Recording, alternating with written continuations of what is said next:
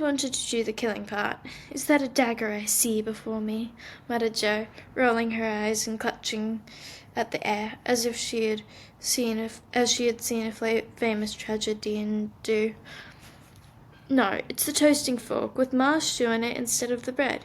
Beth's stage struck," cried Meg, and the rehearsal ended in a general burst of laughter. "Glad to find you so merry, my girls," said a cheery voice at the door, and actors and audience turned to welcome a stout, motherly lady with the can-I-help-you look about her, which was truly delightful.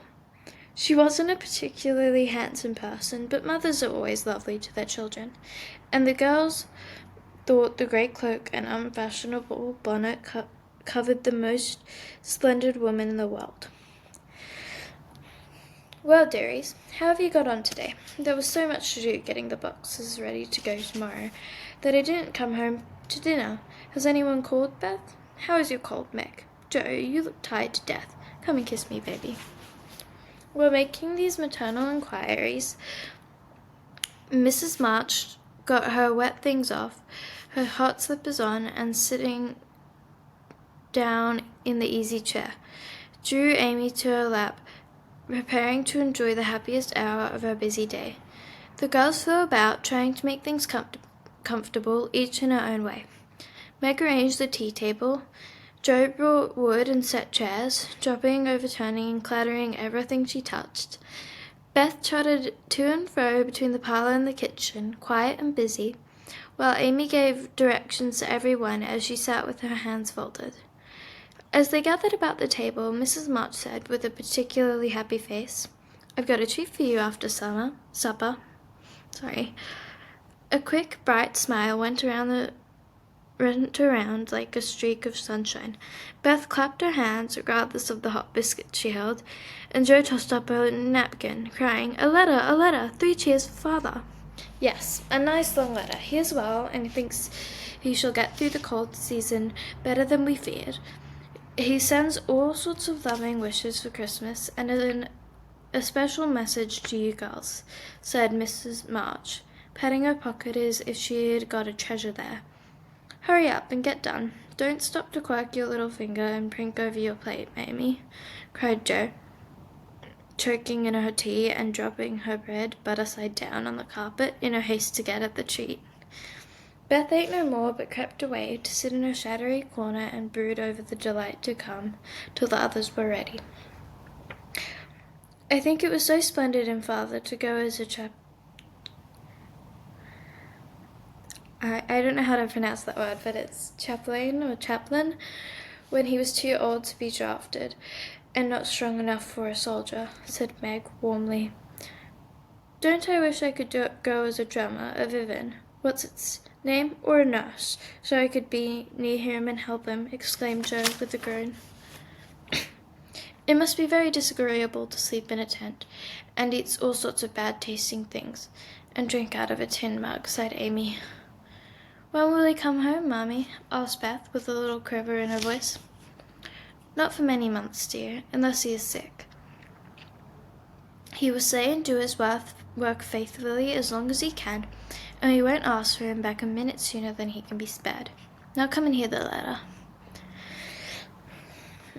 They all drew to the fire, Mother in the big chair with Beth at her feet, Meg and Amy perched on either arm of the chair, and Jo leaning on the back where no one could see any sign of emotion if the letter should happen to be touching. Very few letters were written in those hard times that were not touching, especially those which fathers sent home. In this one, little was said of the hardships endured, the dangers faced, or the homesickness conquered. It was a cheerful, hopeful letter, full of lively descriptions of camp life, marches, and military news. And only at the end did the writer's heart overflow with fatherly love and longing for the little girls at home. "Give them all my dear love and a kiss. Tell them I think of them day by day, pray for them by night, and find my best comfort in their affection at all times. A year seems very long to wait before I see them, but remind them that while we wait, we may all work, so that these hard days need not be wasted. I know they will remember all I said to them, and that they will be loving children to you, will do their duty faithfully, fight their bosom enemies bravely, and conquer themselves so beautifully that when I come back to them, I may be fonder and prouder than ever of my little women. Everybody sniffed when they came to that part. Jo wasn't ashamed of the great tear that dropped off the end of her nose, and Amy never minded the rumpling of her curls as she hid her face on Mother's shoulder and sobbed out, "I am a selfish pig, but I'll try to be better, so he mayn't be disappointed in me by and by." "We all will," cried Meg. "I think too much of my looks and hate to work, but won't any more if I can help it. I'll try and be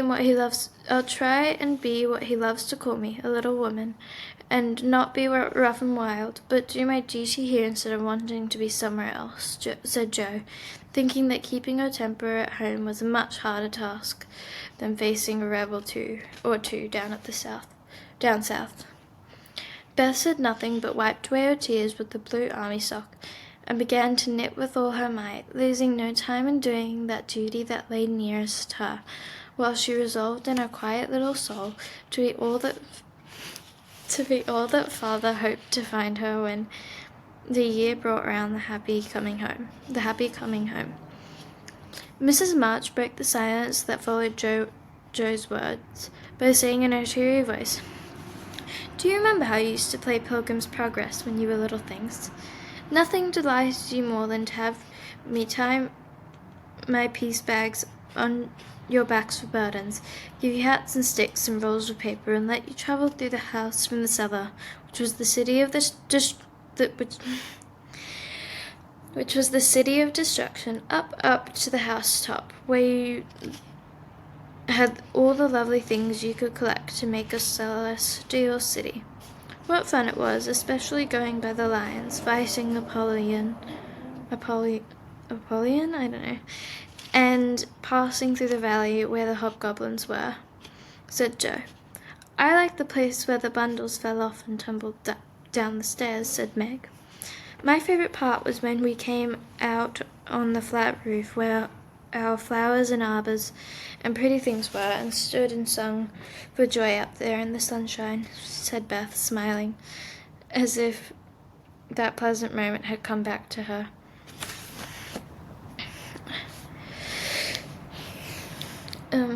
"I don't remember much about it, except that I was afraid of the cellar and the dark entry, and always liked the cake and milk we had at the top.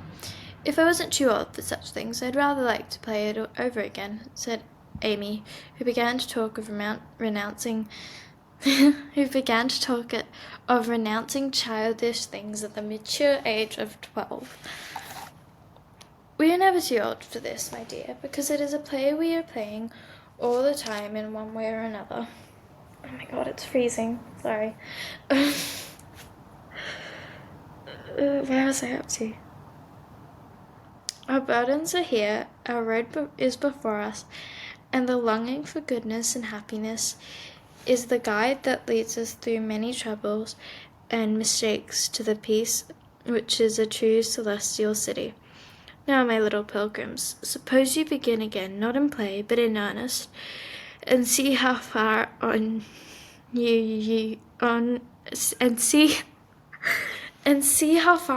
can get before your father comes home." "Really, Mother, where are our bundles?" asked Amy, who was a very literal young lady. "Each of you told what your burden was just now, except Beth. I rather think she hasn't got any," said her mother. "Yes, I have. Mine is dishes and dusters and envying girls with nice pianos, and being afraid of people." Beth's bundle was such a funny one that everybody wanted to laugh, but nobody did, for it would have hurt her feelings very much. "Let's do it," said Meg thoughtfully. "It is only another name for trying to be good, and the story may help us, for though we do want to be good, it's hard work, and we forget and don't do our best. We're in the slow, S-L-O-G-H, slow of despond tonight, and Mother came and pulled us out, as Help did in the book. We ought to have our role of directions like Christian. What shall we do about that? Asked Joe, delighted with the fancy which lent to a little romance to the very dull task of doing her duty. Look under your pillows Christmas morning, and you will find your guide-book, replied Mrs. Mott. They all talked over the new plan while old Hannah cleaned the table. Then out came the 4 little work baskets, and the needles flew as the girls made sheets for Aunt March. It was uninteresting sewing, but tonight no one grumbled. They adopted Joe's plan of dividing the long seams into 4 parts and calling the quarters Europe, Asia, Africa, and America, and in that way got on capitally, especially when they talked about the different countries as they switched their way through them. At 9 they stopped work and sang as usual before they went to bed. No one but Beth could get much music out of the old piano, but she had a way of softly touching the yellow keys and making a pleasant accompaniment to the simple songs they sang.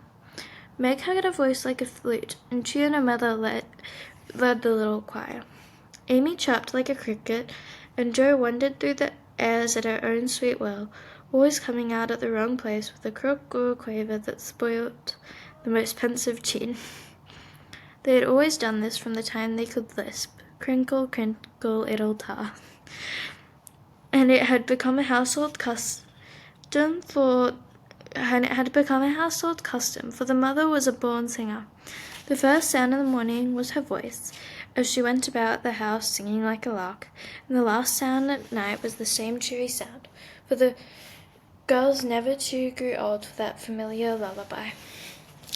Okay, that's the end of chapter 1. I'm so sorry that I did stutter a bit, but I think that went pretty well. I hope I'm able to upload this video okay, and I do need to add an image, so I'll do that.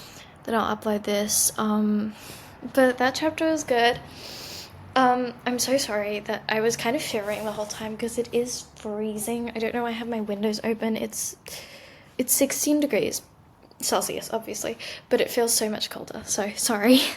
But yeah, I think that went well, and the next chapter will be out soon, so thanks.